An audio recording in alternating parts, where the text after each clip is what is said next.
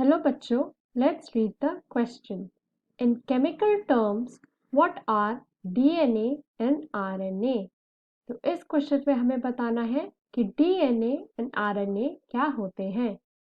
आज हमारा की कॉन्सेप्ट है DNA and RNA। तो पहले हम समझेंगे DNA and RNA होते क्या हैं। तो firstly DNA।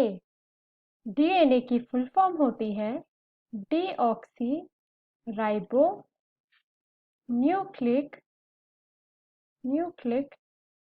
Acid. Deoxyribonucleic acid. And DNA का फंक्शन होता है हमारा टू ट्रांसफर जेनेटिक इंफॉर्मेशन या फिर material information generation after generation. DNA हमारा एक्ट करता है as an original blueprint for the synthesis of proteins. So DNA हमारा होता है blueprint जो कि हमारा synthesis करता है various proteins का। And DNA present होता है in the nucleus of a cell and also in the mitochondria. Secondly होता है हमारा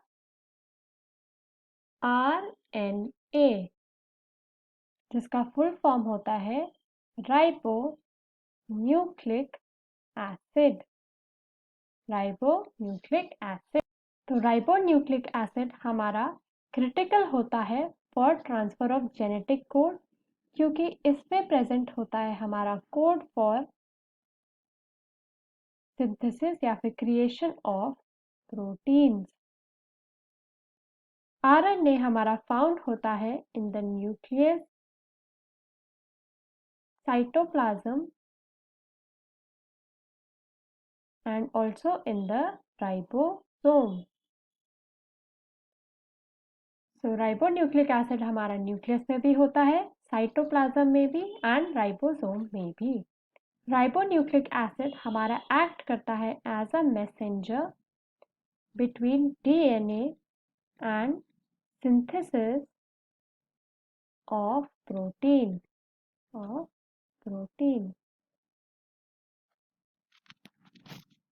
तो ये डीएनए से इंस्ट्रक्शन लेता है एंड उन इंस्ट्रक्शन को ये फॉरवर्ड करता है for the process of synthesis of protein.